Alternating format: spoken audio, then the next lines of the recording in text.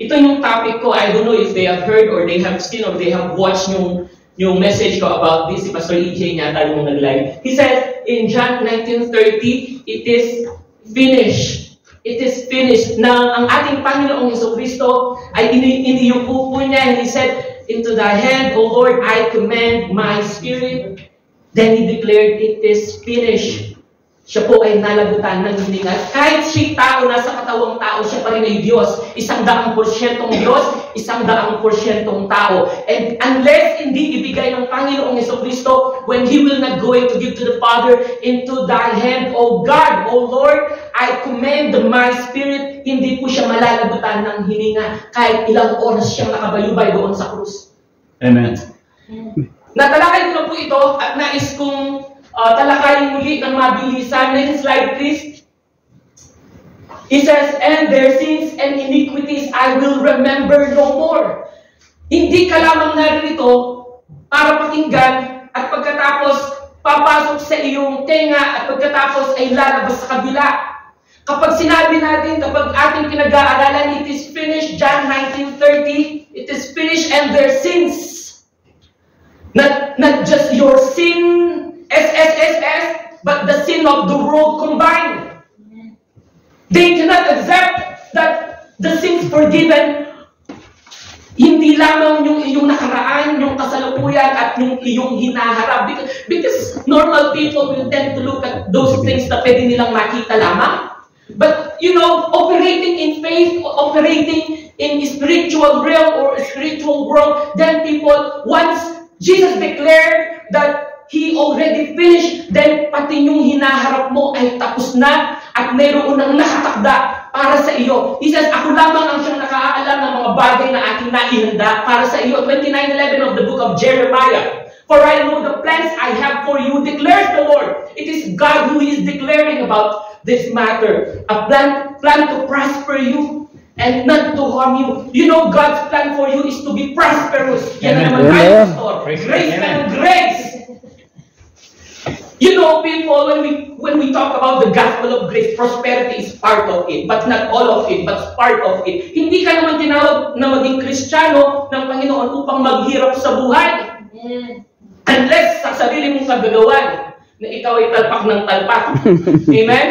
Yes, people, let us all face the fact na tayong lahat dito ay milyonaryo every month. Yes. Kaway-kaway dyan sa mga milyonaryo. Alam mo po mga kapatid, we are not just about talking spiritual things here. Kung pwede natin ipangaral na huwag kang kakain ng baboy para hindi ka tumaas ang presyon, gagawin ko po yun. Amen?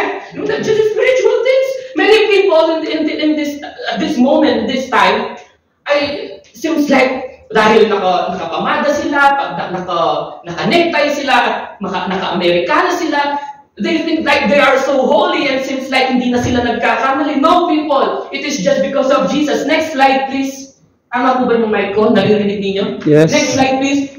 Pagkatanggap ni Jesus, backward. He says, pagkatanggap ni Jesus ng alak, sinabi niya, naganap na. It is finished. Iniyuko niya ang kanyang ulo at nalagot ang kanyang hininga. In Greek word, it is tetelestai. Next slide, please. Babasahin po natin ang mabilisan. In Greek word means tetelestai, meaning paid in full. Your past, your present, and your future sins were forgiven. The word where is past tense. Were forgiven. They cannot accept. Religious people merely cannot really accept these teachings because they tend to look every time doon sa gawa ng tao, doon sa performance ng tao, but not in the Bible. Because as far as the Word of God is concerned, from Old Testament to New Testament, you know, in the book of Isaiah chapter 53, ang pagkasabi ko din, surely He took up our infirmities and carried our sorrows. Sa ating pong mga sugat, tayo'y kanyang pinagaling. Amen. 20 years, 2,000 years plus ago, it was already said by Jesus through the prophecy at naganap sa panahon ng ating Panginoon na tayo'y kanyang pinagaling sa pamamagitan ng kanyang mga latay at mga sugat. Amen. And so therefore, kapag ikaw ay may sakit at karamdaman, you know, merely yes, you can go to doctor or clinic. Then people, if you claim the Word of God sa pamamagitan ng kanyang mga latay, sakit sa katawan, mga pag-aalimura, tayo'y pinagaling, you can claim that word and then instantly you can claim your healing in Jesus' name because of not your own effort. It is important, but you have to understand your foundation.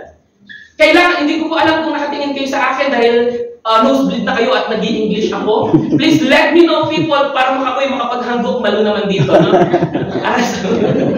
Next slide, please.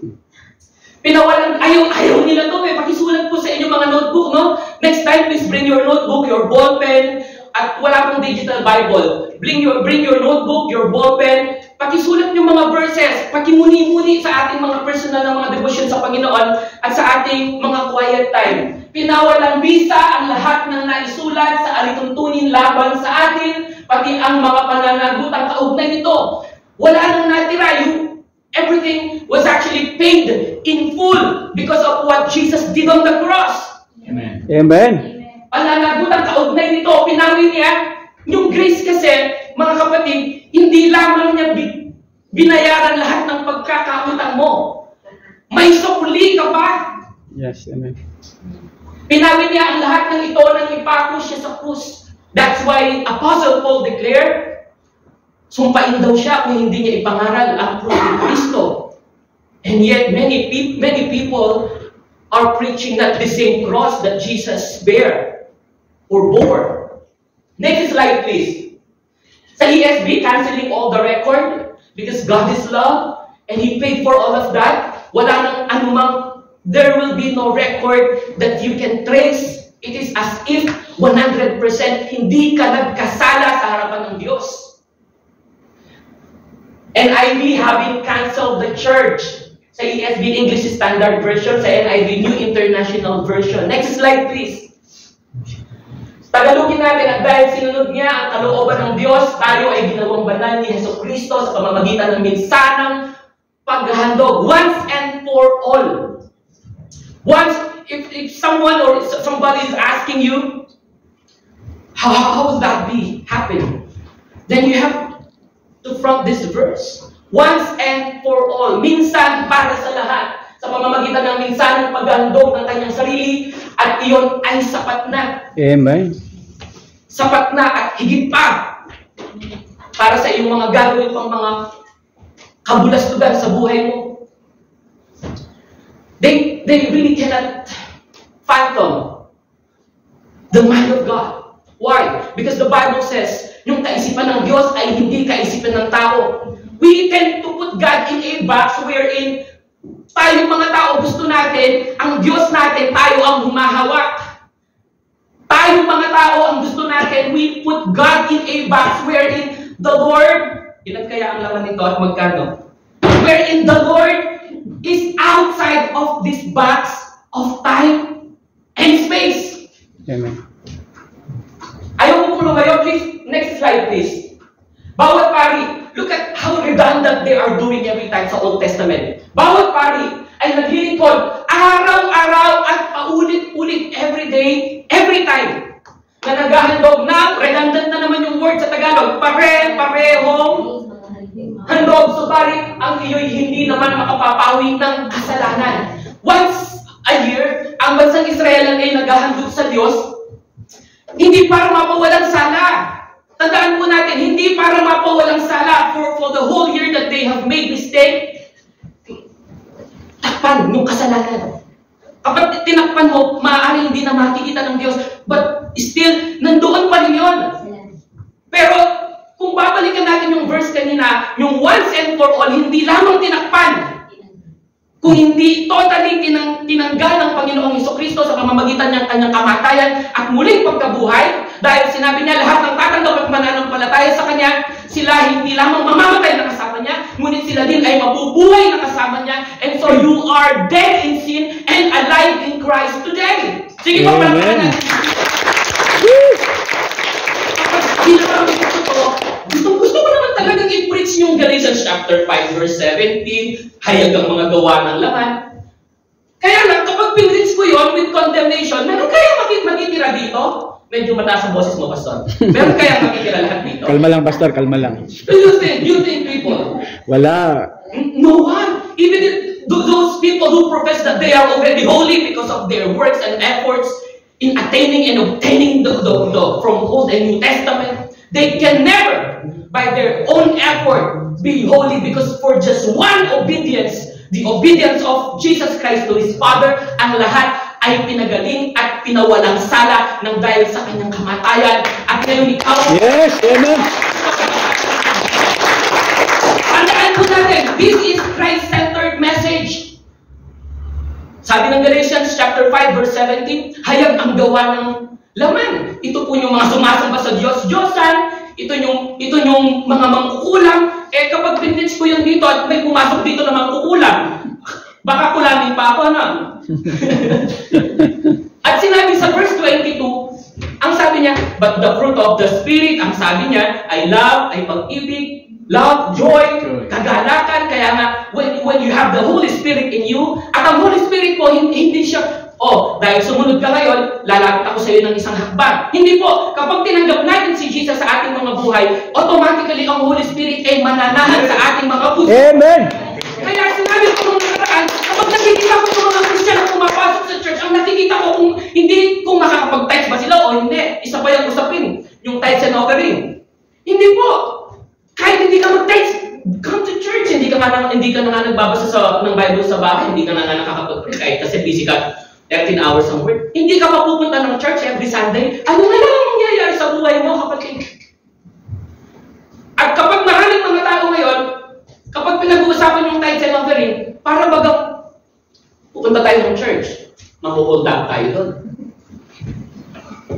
Hindi po usapin yung gano'n. Come to church, listen to the word, be blessed, and the Holy Spirit prompting more than tithes people. Amen. Ay pwede mong ipagkaloob sa Diyos. In Romans chapter 12 verse 1, offer up yourselves, your life as a living sacrifice, holy and acceptable to God. Yun po yung karampatang pagsamba na hinihingi ng Diyos, buong buhay, buong puso, buong lakas. Kaya sa susunod, Sabado pa lang nasa church ka na. Biyernes pa lang mangingilan ka na ng iyong susunod.